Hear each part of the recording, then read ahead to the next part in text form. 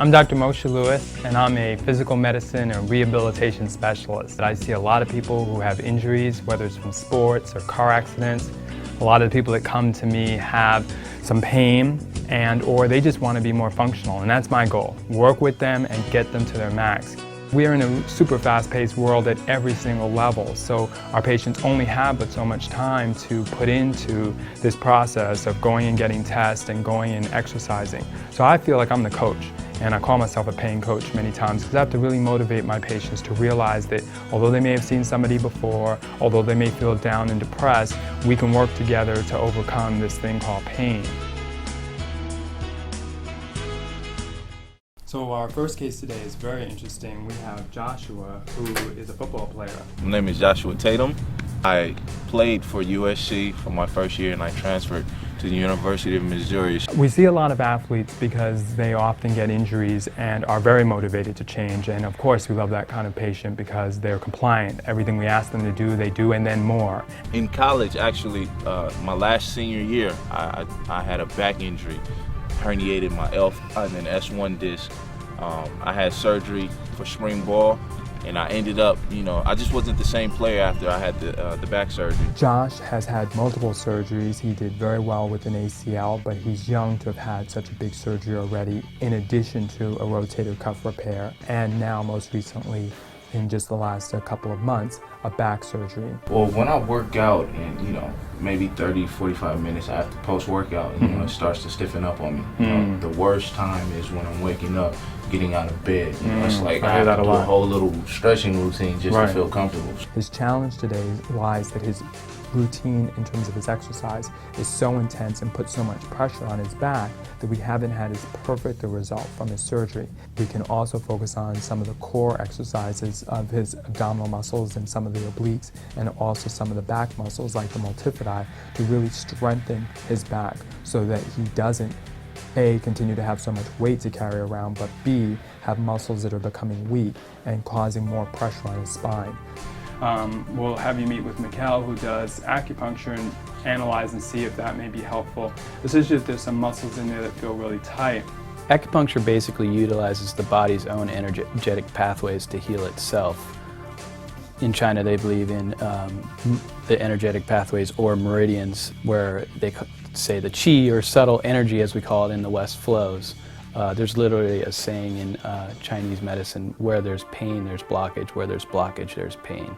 I take that to mean where there's inflammation, there's pain; where there's pain, there's inflammation.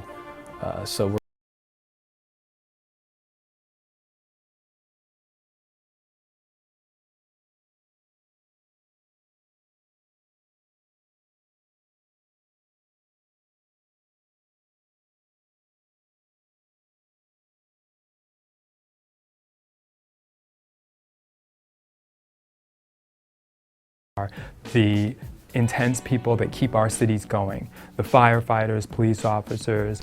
Varani, our next patient, is fascinating. She is in her 50s, she's a fire captain, and she looks like she's about 20. My name is Varani Steele-Smalls, and I work with the fire department. I've been involved in firefighting since October of 1988. Varani is the captain of the fire department and had to go into a building essentially through a very small window.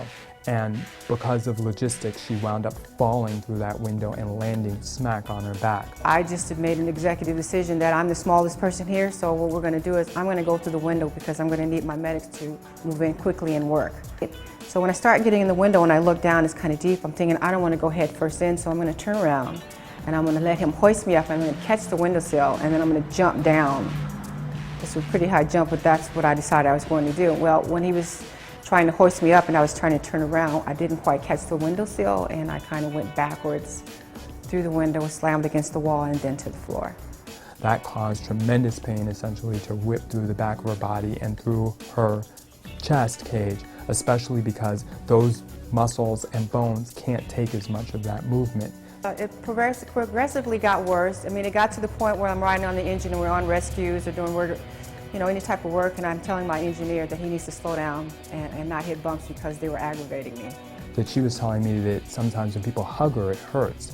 that means that she's got nerves that are at least being irritated, if not pinched a little bit, and that she's a candidate for injections. And so we talked about the fact that these injections are very small, very easy, can be done in less than 5 minutes, and help take away some of that pain. This is the first time I ever met Dr. Lewis, and I was given a little background history on me, and it's almost as if I had been talking to him about my condition all the time, because he just hit right on the head.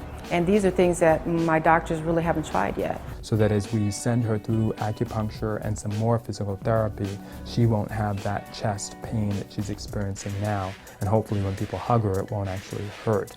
Renee, she was just going through some coaching techniques to help me free my mind of these things, and hopefully that's going to help free some of that pain too. So what I'd like to do with you, Veroni, is I'd like to take you through a trauma process to actually go back to the accident and back out the trauma from your subconscious mind, from your brain, so that instead of your brain reliving the accident when it's reminded by a movement that you make or something that someone asks you or pain that you feel, that your brain can't do that anymore.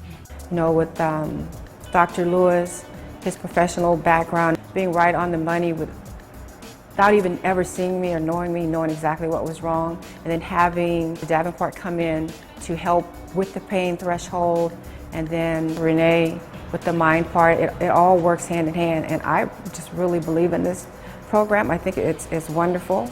I think my program is unique in that it really combines these disciplines all in one place and very accessibly for a doctor to be able to have an acupuncturist right there in the office, and we can go back and forth about treatment plans that could work, physical therapy right there, which is a core for rehab and exercising people. I can find a way to motivate patients to make a change. That's really a big part of what keeps me motivated, hoping that if I can show people that the barriers can be removed, they too will retain or get back that hope they had before. I want them to enjoy time with their family. I want them to go out and play sports if they want to. I want them to discover swimming or going for a walk if they can't do something that involves more impact. And the ability to touch people in that way and open their eyes to a different possibility, and certainly a life without pain or less pain if possible, definitely keeps me motivated. It's a challenge that I know I can mount if I keep at it.